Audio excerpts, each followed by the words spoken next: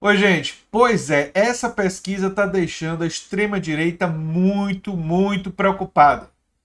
Ela é uma pesquisa que envolve uma das principais lideranças da extrema-direita em nível mundial e é uma dessas lideranças que foi uma das primeiras a conseguir ser eleita, não é? Foi o Donald Trump. O Donald Trump, depois do primeiro debate, segundo várias pesquisas, está atrás do Joe Biden agora entre 10 a 13% de distância para o Biden. O Biden abriu uma frente significativa em relação ao Donald Trump. E isso está preocupando muito a extrema-direita. E eu expliquei alguns fatores sobre o debate que eu vou retomar aqui e também vou discutir por que a extrema-direita está preocupada com a provável, nesse momento as coisas podem mudar, nesse momento a provável derrota do Donald Trump na eleição americana em novembro. Vale lembrar que a eleição americana tem tudo para dar muita confusão, porque por causa da pandemia, muita votação vai ser feita via correio e isso tende a criar um problema muito grande que eu vou abordar em um futuro vídeo. Quero lembrar vocês também que hoje, às 18 horas, eu vou fazer minha live com o economista Paulo Gala e nós vamos falar sobre renda universal de cidadania, os países nórdicos, justiça social, estado de bem-estar social e fazer críticas ao liberalismo, enfim. Vamos falar sobre ideias inovadoras para o século XXI no campo da economia, como lidar com a crise pós-pandemia, muitos assuntos interessantes de natureza econômica com o economista Paulo Gala. Torço para que vocês assistam. Vai acontecer às 18 horas hoje, né? Hoje, segunda-feira. Mas muito bem. Gente, essa pesquisa que aponta o crescimento do Biden, ela não é surpreendente conforme a minha análise do debate anterior, porque Trump fez algumas coisas que tiveram repercussão muito negativa. Vamos a elas. A primeira foi ele não condenou com veemência os grupos xenofóbicos que existem nos Estados Unidos, aqueles supremacistas brancos. Né? Ele não condenou esse pessoal. Ele não condenou grupos muito complicados do ponto de vista ideológico, que defendem coisas verdadeiramente absurdas e indefensáveis. E ele foi incapaz de condenar no momento do debate. Depois, ele condenou. Mas o fato dele não ter condenado no debate e ter condenado depois soou para boa parte da população americana que a essência dele foi mostrada no debate, ou seja, ele não quer condenar. E quando ele condenou depois, a impressão que ficou, aliás, uma impressão com grande probabilidade de realidade, é que ele só condenou porque repercutiu mal e porque foi muito pressionado por apoiadores, por pessoas próximas dele, por marqueteiros que disseram: olha, você tem que condenar esses caras aí, senão a eleição acabou. E aí ele condenou, mas isso não repercutiu muito bem por causa do contexto, né? Isso até como fraco, né? Ele não ter coragem de ter tido a mesma postura que teve no debate.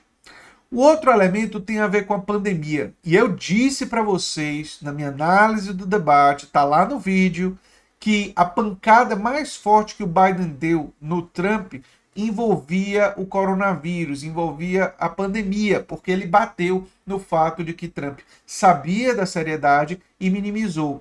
Né? E agora o próprio Trump está com Covid. E tem sido irresponsável, não tem usado máscara e tudo mais. Pois bem, essa pancada, várias pesquisas estão mostrando, teve ressonância, funcionou. Foi a pancada que realmente machucou o Donald Trump, porque boa parte da população percebeu e tem percebido que o negacionismo científico em tempos de pandemia tem um custo humano muito alto, um custo insustentável. E embora Biden seja um candidato muito fraco, com todos aqueles defeitos que eu já falei, ele apontou uma falha muito grave do Trump e que ele e sua equipe, no que se refere à pandemia, não tem tido a mesma postura desde o início. Então, a única coisa que o Trump tinha na pandemia para se sustentar, que era ter defendido o banimento de viagens vindas e para a China, que era o tal do banimento chinês, e que os membros do Partido Democrata não tinham sido inicialmente a favor, e isso mostraria que ele foi mais firme nesse aspecto, não está sendo suficiente para conter as críticas a ele em relação ao coronavírus. Porque todas as outras coisas, dele ter minimizado, dele ter defendido cloroquina, dele ter dito que a pandemia ia embora e não foi, dele ter defendido o retorno antes do tempo e a pandemia se espalhou de novo nos Estados Unidos. Quer dizer, o acúmulo dessas coisas todas está pesando muito contra o Donald Trump e fez ele perder parte do eleitorado mais velho, o que para ele é uma verdadeira catástrofe. Agora, por que a extrema-direita está preocupada? A extrema-direita está preocupada não porque ela acha que o Biden é de esquerda, porque obviamente ele não é. Joe Biden, basta olhar para sua história que vocês vão ver que ele é uma pessoa de centro-direita, um republicano light, como se dizia no passado. Né? O próprio Barack Obama já deu entrevista para o The Hill dizendo que as políticas que ele defende são as mesmas de um republicano moderado dos anos 80, 90. E, aliás, o Joe Biden está à direita de Barack Obama. Então, portanto, vocês... em questões econômicas, viu, gente? Porque muita gente aqui no Brasil tem a forma de olhar, que olha para as questões culturais, vê o Biden respeitando direitos LGBTQ, ou a questão dos direitos reprodutivos, e aí diz, não, o Joe Biden é muito de esquerda, e ignora que lá nos Estados Unidos e em muitos outros países, as questões econômicas e as questões culturais são bem separadas em termos de posicionamento. Então, o Biden é muito diferente do Bernie Sanders quando nós falamos de economia. E nós vamos falar de economia com Paulo Gala hoje, e é fundamental ter essa clareza, dessa distinção entre o posicionamento em questões culturais e o posicionamento em questões econômicas. Tem muita gente que é bem de direita na economia, bem defensor do Estado mínimo, bem defensor de uma perspectiva ultraliberal e é progressista nas questões culturais. Então, o Biden tem um posicionamento um pouco mais progressista nas questões culturais, mas nem é tanto assim. Se vocês examinarem o histórico dele, vocês vão ver que até nas questões culturais ele chegou bem tarde na festa. Né? Foi uma das pessoas que aderiu a essas ideias mais progressistas tardiamente. Né? Enquanto Bernie Sanders estava defendendo o direito dos transgêneros lá nos anos 80, né?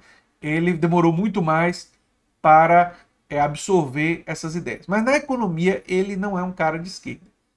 No entanto, a extrema-direita está preocupada porque uma vitória do Biden enfraqueceria a extrema-direita em todo o mundo e fortaleceria nos países tanto uma direita liberal, não reacionária, não tão extrema quanto a direita do tipo bolsonarista, do tipo populismo de direita, que é o tipo Bolsonaro, Trump, Boris Johnson. Né? Esse tipo de direita ficaria enfraquecido em relação à direita liberal, mas dependendo do país, se a alternativa for à esquerda, essa alternativa pode também tentar se fortalecer por causa desse enfraquecimento. Então, o enfraquecimento da direita reacionária, da extrema direita, pode dar espaço para outras alternativas, mesmo que nos Estados Unidos não seja o caso, não seja o setor mais à esquerda, que é o setor do Bernie Sanders, que esteja disputando a eleição.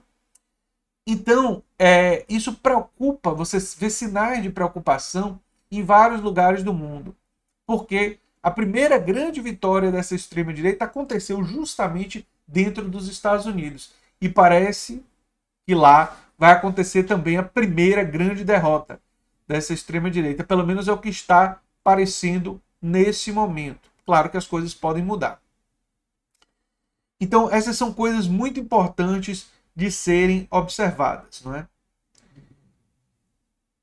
É verdade também que Donald Trump ele está caminhando para se enfraquecer nas próximas semanas por causa da questão dele ter se contaminado com o Covid, porque a irresponsabilidade dele individual vai levar ao fato de apontarem que, olha só, você não usou máscara, você minimizou, agora você próprio está contaminado. E já tem reportagens indicando que muita gente do entorno do trumpismo, ou seja, assessores e tudo mais, estão contaminados. A proporção que essas notícias saírem e se parte dessas pessoas forem hospitalizadas, longe disso ajudar o Trump e gerar simpatia a ele, a tendência é que isso leve a uma condenação. Porque a tendência é que se diga, olha, é isso aí que a irresponsabilidade do Trump leva. Leva a uma disseminação do vírus. Essa irresponsabilidade não pode continuar ocupando o poder e tem que ser parada. Né?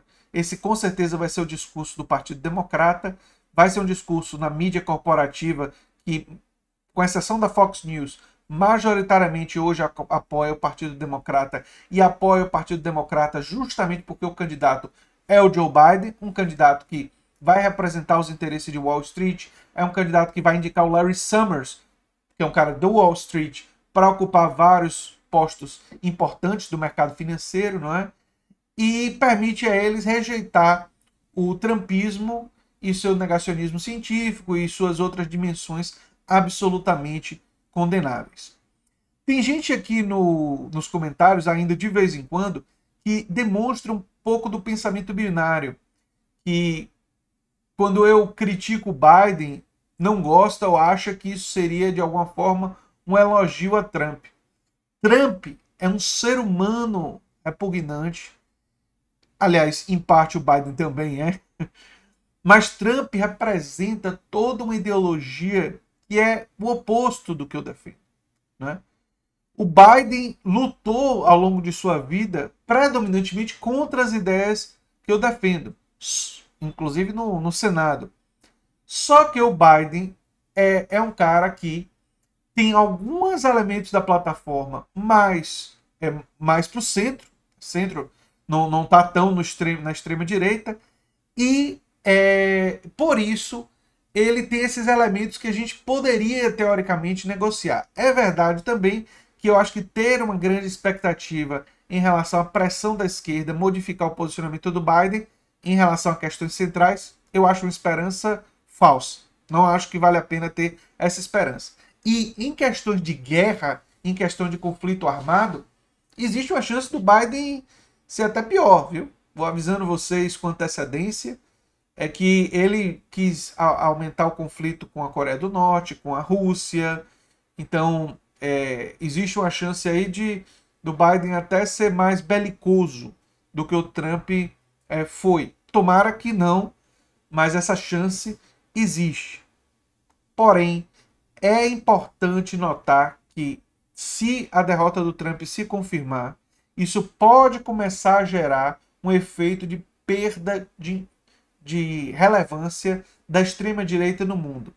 Mas, para que isso se reproduza em outros países e para que leve a resultados melhores do que vai levar nos Estados Unidos, porque se o Biden se eleger, os Estados Unidos não vai ter Medicare para todos, não vai ter Green New Deal, Biden não é favorável a essas propostas, então o resultado lá vai ser mais neoliberalismo, caso o Biden ganhe, não é grandes vantagens para a população e para a classe trabalhadora americana, vai ser só evitar o aumento do ódio, o aumento da xenofobia que o Trump está promovendo. Então, na verdade, para alguns elementos ruins, tem mais diálogo em algumas outras áreas, mas tem lá seus problemas também e não vai ter tantos avanços uma administração Biden. Isso daí é praticamente certeza. Agora, em outros países é fundamental a gente caminhar em uma outra direção, inclusive aqui no Brasil. E no Brasil, para que a gente faça isso, a gente precisa construir uma agenda alternativa e aproveitar essa provável derrota, que ainda não se consumou e que vai ter toda uma complicação envolvendo a votação que eu posso abordar em um futuro vídeo. Bem, era isso que eu tinha para falar para vocês sobre esse assunto. Peço que vocês assistam a minha live com Paulo Gala às 18 horas e a gente se vê em um próximo vídeo. Tchau, tchau, gente. Um abração.